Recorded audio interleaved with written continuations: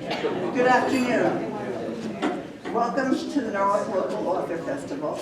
And I'd like to thank Neola Potts from Blue Teapot and Ralph Bloom, our Norwalk historian, Stu Leonard's, ShopRite of Norwalk, and Trader Joe's of Westport for their generosity in providing refreshments for this weekend's program. I'm especially pleased today to present Janis Daly as our speaker. After a career in sales and marketing and raising two boys active in sports, Janis Daly was working on a genealogy search on her great-great-grandfather, William S. Pierce, Esquire. From FamousAmericans.net, which said he took an active part in founding the Women's Medical College in Philadelphia. She was inspired by that line. More research ensued, and the story and characters formed. The early graduate of the Women's Medical College have remained in the shadows. Their stories needed to be told. With a love of history, Janis balanced a need for authenticity and details with a flair to create emotional connections to fictional characters.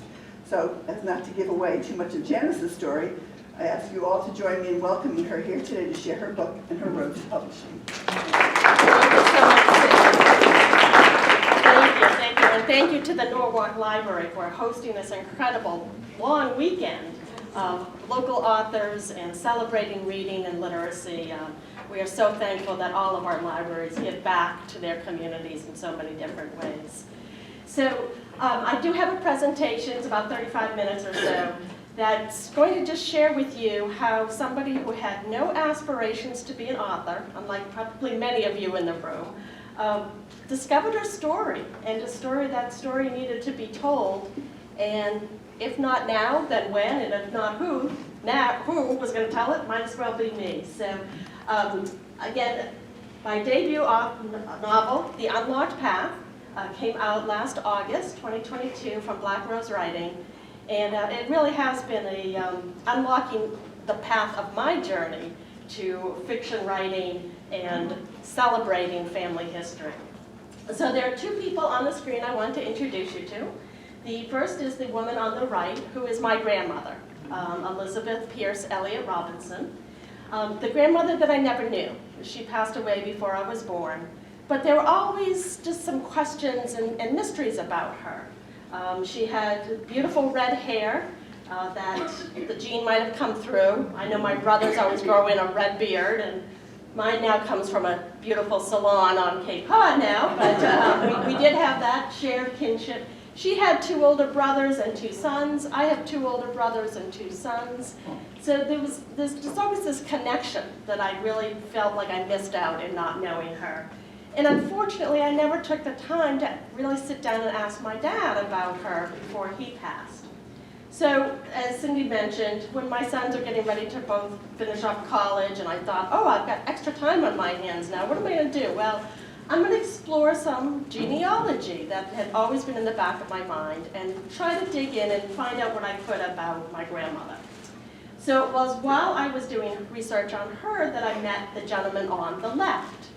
Her grandfather, so my great-great-grandfather, William Shannon Pierce. And it was learning more about him that the story started to develop. So again, my grandmother, this was the only photo or portrait that we had in the entire family or house. And my dad gave it to me, and it sat on my bureau for years. And I only knew minimal facts about her. I knew that she was from Philadelphia, from a well-to-do family, and I knew that her grandfather was a Judge Pierce. Love the name so much. My oldest son actually is James Pierce and goes by Pierce. But the first mystery was, how did she get from Philadelphia to Boston, where she met my grandfather, and got married at the ripe old age of 32, which was an old maid in 1912. Immediately had two sons. So how did she move from Philadelphia to Boston? I didn't know. And why did she wait so long to get married? So another piece of information I always share with folks about genealogy research is it goes a lot further than just Google and online or Ancestry.com, because you never know what you'll find if you're tasked with cleaning out the family home. And volunteer for that job, especially if you don't trust your brothers who will just come in and toss everything without going through every nook and cranny of every drawer and every box. because I found this photograph of my grandparents that was tucked into a little box in the back corner of my dad's bureau. And from the style of clothing and an inscription on the back that said, now touring the southern states, I'm figuring they must be on their honeymoon, 1912. They don't look that happy. I mean, I know portraits back then were a little bit more formal, but another mystery was that they ended up separating. Wow. Shortly after my grandfather returned from France after serving in World War I as an ambulance driver. And finally divorced when my dad graduated college in 1936. So of course, back then, divorce was unheard of. And a woman particularly really had no rights. If she initiated the divorce, she could lose everything. If she had no means of supporting herself, she could lose her children, and her children were quite young when they separated. And so she did not divorce him until she knew that college had been paid for by both sons. So that was another mystery, why the long separation. So when I started my research, I'm putting in my grandmother's name, her full name, into Google, and nothing's coming up. And that's because she never worked outside the home. Apparently, she never was active in any organizations or associations that would have mentioned her. My grandfather, however, who I knew a lot about, even though he died before I was born too, because he was almost a Renaissance man. He was a Harvard-educated lawyer. He was a secretary to a congressman in D.C. from Massachusetts. He was an artist. My brothers and I have many of his beautiful watercolors and oil paintings in our homes. And he was a novelist. So maybe there was another gene at play here in the Robinson family. So I get a return, finally, of my grandmother's name in an article about his book that came out in 1916. And it mentioned that he had married Elizabeth Pierce Elliott. He spelled the Pierce wrong, but they got the Elliott right, so I'll have to forgive them, I guess. It mentioned that she was formerly of Philadelphia, the daughter of an English banker, which is kind of boring. Now it's cut off here, but it said she was the granddaughter of Judge Pierce. What's cut off is that it said a famous abolition lawyer. And I was like, that's kind of interesting. I knew he was a judge, but I didn't know that he had a connection to the abolitionist movement in Philadelphia. So I can't find anything on my grandmother. I decided to shift my focus and see what I could learn about William Shannon Pierce. And he was definitely much more than a judge in Philadelphia. I actually found this portrait of him online. It was commissioned for the 1876 centennial in Philadelphia of famous Philadelphians, and it's now at the Hollis Law Library at Harvard. And started to dig in, and I did learn that his association with the abolitionist movement was that he was actually the defense counsel for runaway slaves. So the Fugitive Slave Act of 1850 meant that any slaves from the South who made it as far as Philadelphia and were captured, they were tried. And in many cases, they were sent back to their owners. But he defended many of them, and he won almost every one of his case. So he won the freedom for those people. And I'm immediately enamored by that idea and that story that I had someone in my family history that so strongly believed in the rights of others that he was even going against many of his peers in the law legal system in Philadelphia. It's the law. So I was very enamored by that and very proud to make that association. I did get to take a trip then down to Philadelphia to research more, of course looking at census reports online. I got to the Laurel Hill Cemetery, which is the family plot, and the Pierce obelisk here, monument, had all the names listed of the folks buried there.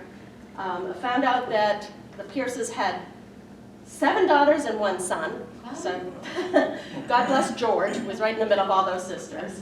And then at the cemetery, found there were 3 other infants who had died. And so their names are on the gravestone. And so 10 children, big households back then. And then when I started to find actual eulogies and obituaries for him, I learned that he would take great delight in discussing various phrases of the Old Testament.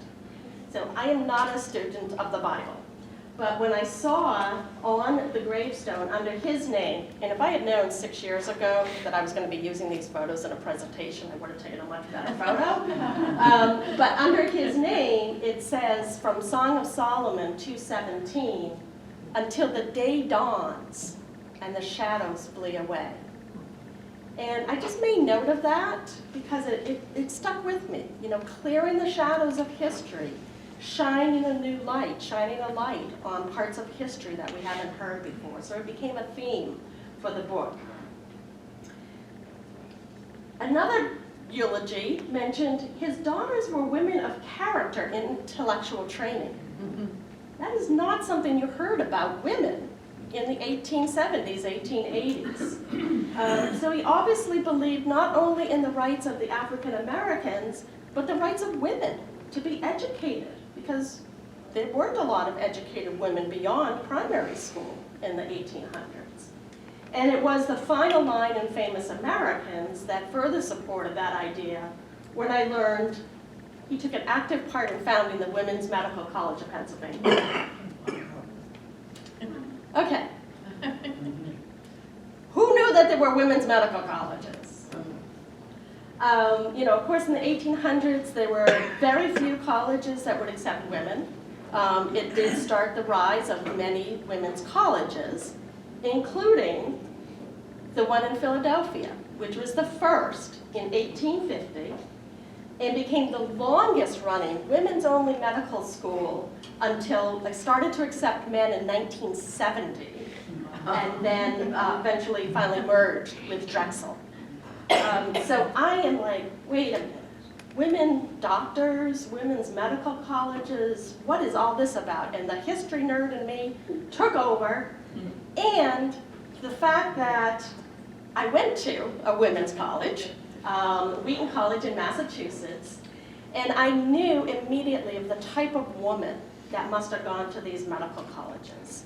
The strong, independent-minded, wanted to be educated, powerful women that were surrounded by an incredible community of women.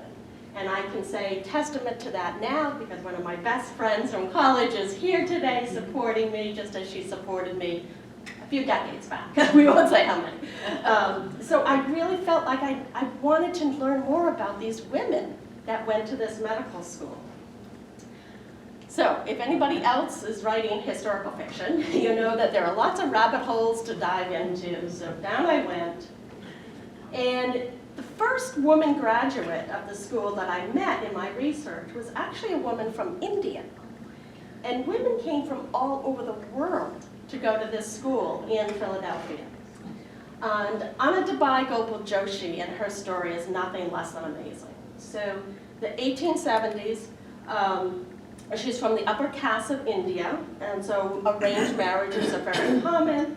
And she was actually married at the age of 9 to a man 20 years older than her. So, you know, sitting here today, we can't wrap our heads around something like that. But for her, in her culture at that time, it was very common. By the time she's 14, she has her first child, who she loses within 10 days to tuberculosis. You know, a terrible disease back then that claimed many. And she's barely a child herself, going through this trauma and this grief. And she redirects that, and she decides she wants to study medicine. And she is very fortunate that that husband, 20 years older than her, supports her in that decision. And together, they research and they find the Women's Medical College. And at 18 years old, and you could go to medical school right out of high school back then. You passed the entrance exam, and you were endorsed or had an advocate to sponsor for you. So she entered the school in 1884, and then it was only a 2-year program as well. So I'm meeting Anna Daly, and then I am find the incredible treasure of parts of her application letter. And it was truly her words that stopped me in my track and said, these women need to be celebrated. These women that went to this school, that wanted to be doctors, when less than 5% of all doctors in the country were women. And if I could write something half as eloquent as what Anna Daly wrote at 17 years old, then maybe I'll do them justice. So I'll read you just part of the letter that says, the determination which has brought me to your country against the combined opposition of my friends and caste ought to go a long way towards helping me to carry out the purpose for which I came, i.e. is to render to my poor suffering countrywomen the true medical aid they so sadly stand in need of, in which they would rather die than accept at the hands of a male physician. The voice of humanity is with me, and I must not fail. My soul is moved to help the many who cannot help themselves. 17 years old, woman from India wants to travel halfway across the world to go to medical school. And so I fell in love with Anna Daly, and then I started doing more research and finding others like her, and said their story needed to be told. So I've got the idea for a book. I've never written a book before, but I've got an idea for a book. I've got ideas for characters based on some of the actual women graduates, but I still need to set the book at a certain time period. And I could have picked, for historical fiction, I could have picked 1850 when the school first opened and explored more about, my great-great-grandfather founding the school. I could have set it in the 1880s when Anna Daly was there. But I went back to, how did I get started on all this? And it was my grandmother, right, that I wanted to research her story. So I decided that I would have a fictional character and peg her to the timeline of my grandmother's life, of being a young woman in Philadelphia in 1897, becoming a young woman, age 21 in 1900, the turn of the century, becoming a bride in 1912, becoming a mother of 2 by 1914. And then when I stopped, and I'd always been fascinated by my 4 grandparents, the time period that they lived through. My other grandmother that I knew, maternal grandmother, died when she was 92 in 1989, and I thought of the history that she saw. She went to Industrial Arts High School in Dorchester, Boston, probably either in a horse and buggy or on a trolley, right? She's sitting then in her living room watching a man walk on the moon on television, in 1969.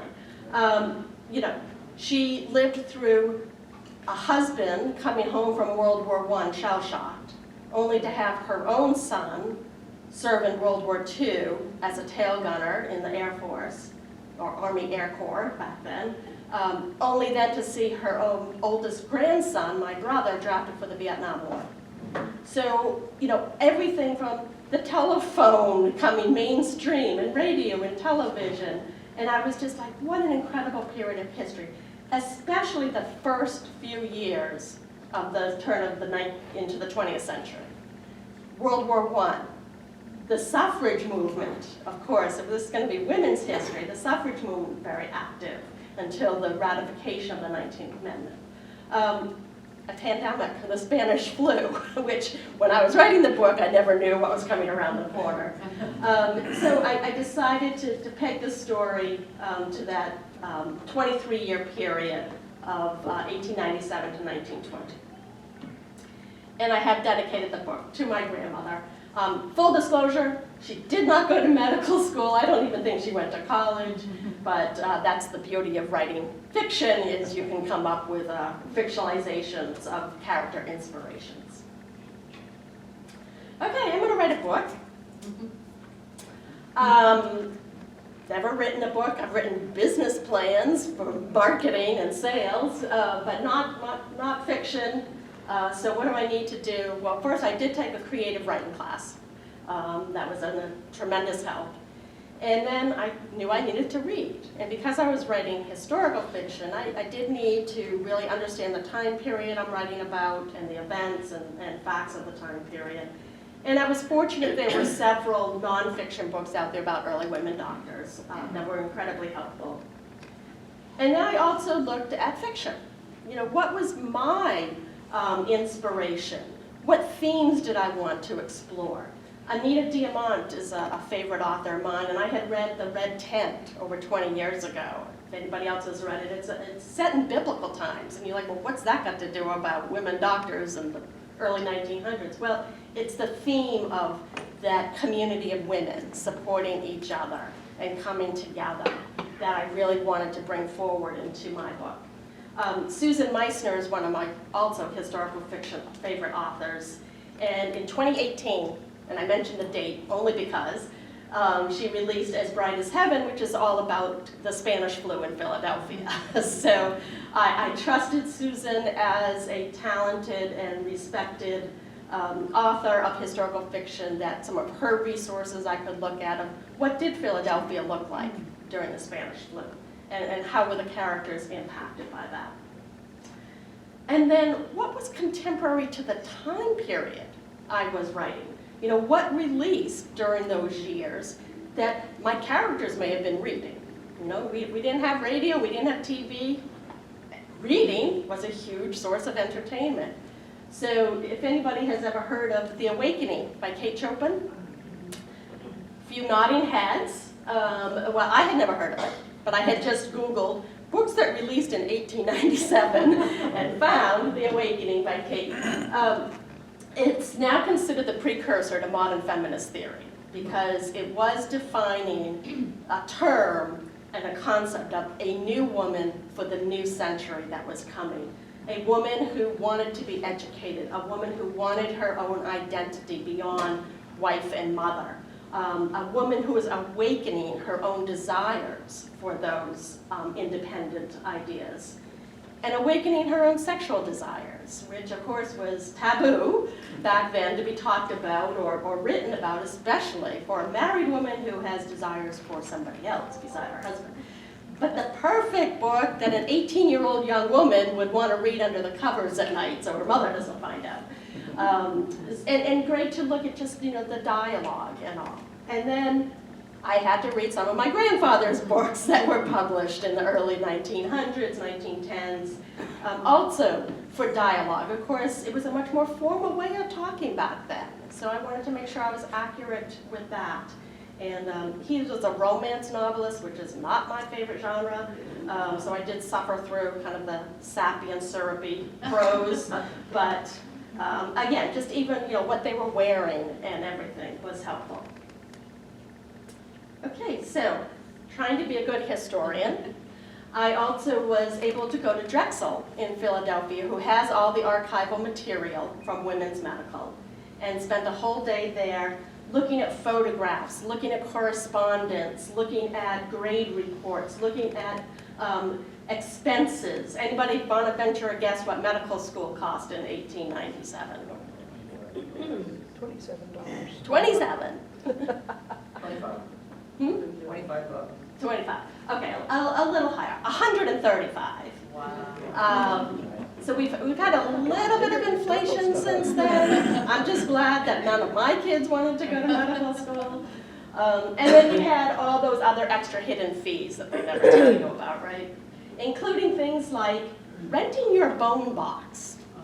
So on the left-hand photo, the archivist brought out to me and showed me the bone box that the students had to rent. Everyone got a skull. And then about 15 to 18 different bones, so that between 40 students, they could assemble 2 full skeletons. Wow. So you put your $5 deposit down at the beginning of the year. At the end of the year, if they inventoried all your bones back again, you got 80% of your $5 back. The reading room, use of the library cost 50 cents. So, you know, lots of incredible items and pieces of information that really helped me bring in some deeper details to the story. So just one quick anecdote, because I love doing these library talks and meeting so many different people. And I was at a library outside of Boston last December, and an older woman had come in. Her daughter had brought her. And she goes, when I saw it advertised at the library and read about the book, I knew I had to bring my mother, a 1960 graduate of women's medical. Dr. Linda McFarland, and she was amazing. And so when I started talking about the bone box, she goes, oh my. And I'm like, oh, what's the matter, Dr. McFarland? She goes, I had a bone box in 1960. And she was shorter than me, so pretty short. And she goes, and they gave me the femur. So my box was like this big. And I could walk across the campus like this. But she was just delightful. And then the final item that they brought out for me was amazing. And it was the meeting minutes from the first years of the college, so the Board of Corporators. And just pause for a moment and remind you all that it was only that one little line about William Pierce that I had seen that said he was a founder of the school. Well, what did that mean? He could have been a benefactor, and they might have called him a founder. And so I now have white gloves on to flip through the pages of these leather-bound journals from 1850 to 1856, and each entry is signed by the board secretary, William S. Pierce. Oh, wow. So I'm holding in my white-gloved hands books that my great-great-grandfather had transcribed in his hand 170 years ago, which was pretty amazing. Okay, so I've got all my facts, I've got my note cards, I've got books stickered everywhere, and I've got my outline going. And then I'm like, okay, if this is going to be fiction, that means I can bring some emotion and depth to my characters. But beyond not having a background in writing, I don't have a medical background, so I don't know what it's like to be a doctor. And I decide that I better at least interview some women medical students, which I did.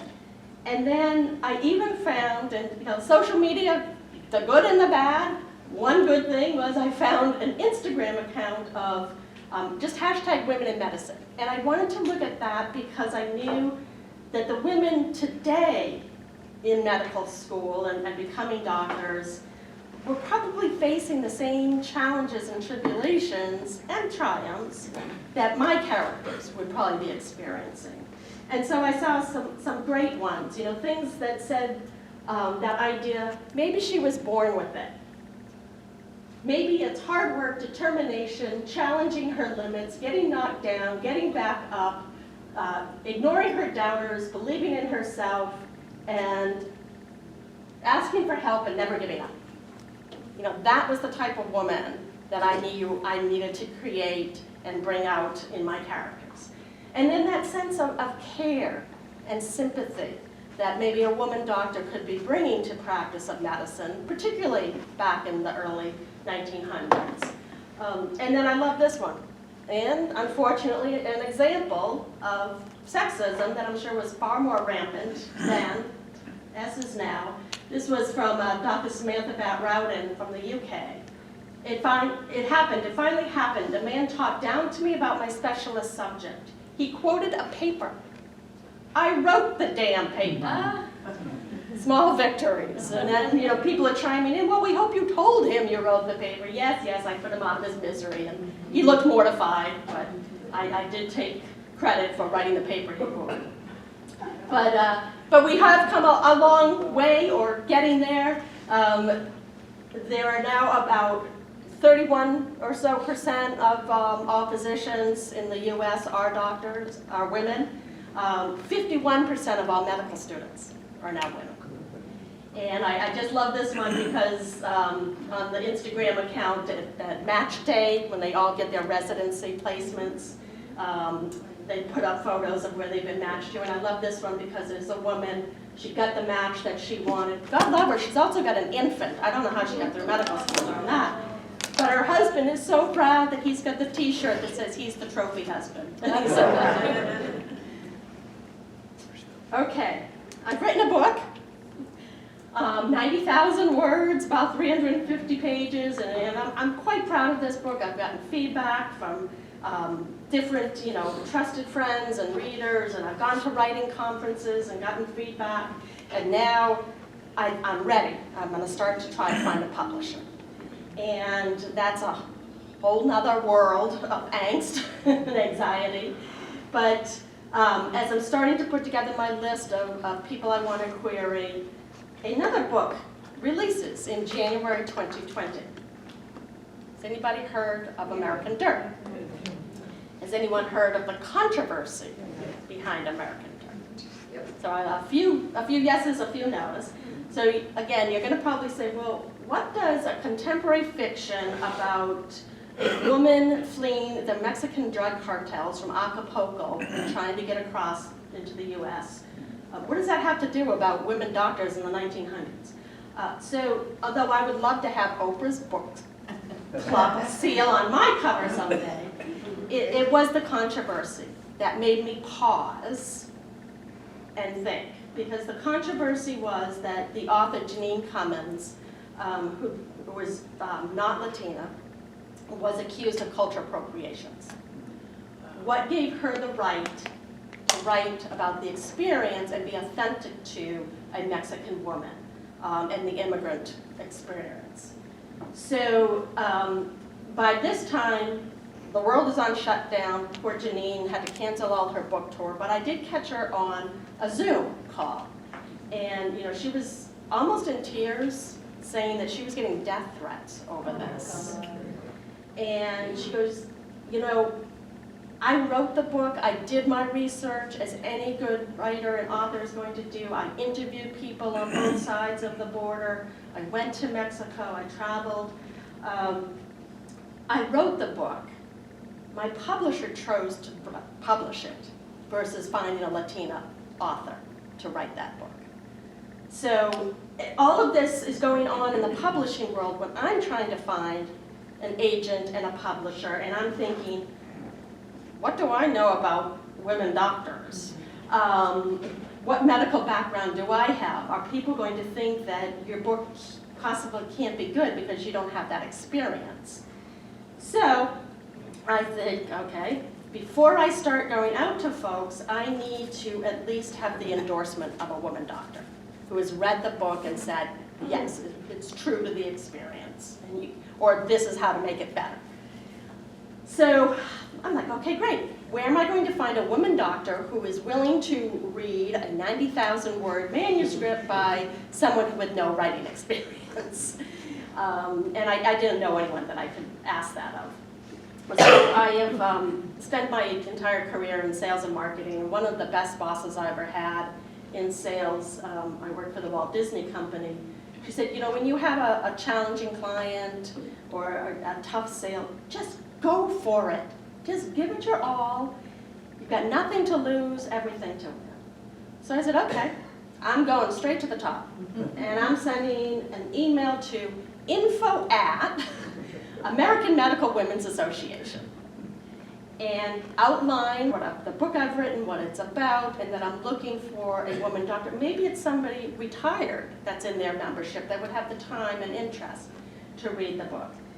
And 6 to 8 weeks go by with crickets in my inbox until finally I get a note back from Dr. Chin, who is the executive director. And she goes, well, it did help that you said in your email that your main character's name is Eliza, which was always Eliza, even before I connected with her. And she said, yes, I'd be happy to read your book. And I was like, so incredibly thankful, and I said, take as much time as you want. I understand you must be busy as an executive director of a national association, plus a practicing physician, plus the mother of 3 children. So I am forever grateful to Dr. Chin, who did say, a story of resilience, empowerment, and coming of age, Eliza's journey and discovery of the why echoes a story that we all carry in our hearts. Great historical fiction is timeless. So having that endorsement, I felt like, okay, I'm ready now to send this to publishers or agents and include that line from her and squash right from the get-go any thoughts that I didn't have the authenticity in this book. So, what I wanted to do is read you a quick passage from the book because I think it sums up some of the themes I wanted to bring forward, some of the history, and sets the stage for a women's medical class in 1899. So this scene is based on some of my research from an actual woman doctor when she was in medical school. And she was fortunate that she was able to go to a school in California in the 1800s, but she was one of the few women students. But they always had classes separately. But they were told they were going to be observing a surgery with the male students at the school. So it was going to be a co-ed watching the surgery. Of course, this is, the 1800s. It's Victorian times and proprietary, and you can't see parts of the body exposed in mixed company. So before they're going into the surgery, one of the women pauses the circle of women around her and says, we need to watch each other too. If you see anyone wavering, pinch her or something. We can't give these Jefferson blockheads any fodder to think we don't belong in the operating room as much as they do. Down the line in domino fashion, every woman's med student took up the woman's hand on either side of her. They trained their eyes forward to the table, following the lamp's lighted path. The first incision started below the inner edge of the patient's eye and continued along the nose line to the lip. A wave of nausea enveloped Eliza. She gritted her teeth as she felt her body sway. Averting her eyes from the table, she watched a Jefferson man slump to the floor. She turned back to the surgery unfolding before her. One of the surgical residents peeled back a flap of skin as Dr. Palmer snipped the tendons. Eliza gripped Edith's and Olga's hands tighter. They returned the pressure. Another Jefferson student dropped. Out of the corner of her eye, she glimpsed an ashen pallor creep across Olga's face as her grip weakened. Eliza pinched the fleshy underpart of Olga's forearm. "Ow!" Olga exclaimed. Eliza ignored the cry. The blood returned to Olga's face. By the end of the surgery, beneath their jacket sleeves, bruises and welts from pinches and crescent moon-shaped imprints from fingernails appeared as medals of valor. The gusty mid-December air brought cooler temperatures for the evening. The women leaned into each other, drawing upon the warmth of sisterly friendship and strength. In 16 days, a new year, a new decade, and a new century would dawn. 1900 promised possibilities. Eliza and her classmates would define a new woman, independent women who strove for more and achieved more. They would become doctors. An enlightened century of medicine would emerge. The time had arrived. So, the cool part about reading this passage was my friend Dr. McFarlane, who had told me when she went on to become an anesthesiologist, worked actually in New York City, and she said when she was retiring in the early 2000s, the only man in the operating room was the patient. So, have come a long way, for sure. And again, that was based on a real experience that I took from the autobiography of Dr. Mary Bennett Ritter, who said 3 men passed out during the surgery and not 1 woman. So, from a single sentence, found an obituary, gave me the idea for a book, that was published last August from Black Rose Writing, an independent press. I'm thrilled that they picked me up and they believed in the story as much as I did and helped me get to the finish line and get it out there. Amazon, Barnes & Nobles, local independent bookstores, Barnes will order it for you, libraries are carrying it. It's for sale here. Ebook on Amazon, Audible on Amazon, and just encourage folks to just believe in those stories that are hidden inside us and maybe even hidden in our family history. And I just find the genealogy piece fascinating. You never know what you might find. You may find somebody you don't want to claim as your ancestor, but for me it's been a wonderful journey, and I'm very excited that sequel is coming out next September. Oh, wow. Happy to take any questions. I also have a sign up for a newsletter if anybody's interested. I do a monthly newsletter that's not just all about buy my book, rate my book, review my book. I've got book tips and book club information, independent bookstores, what I'm reading, what my book clubs are reading. So if you're interested, there's a sign up sheet there. And I'll have one lucky person gets to win a signed copy of the sequel coming next year. Any questions? Great, well thank you all, and thank you so much to, again, Norwalk Library for hosting all of this. It's been fabulous.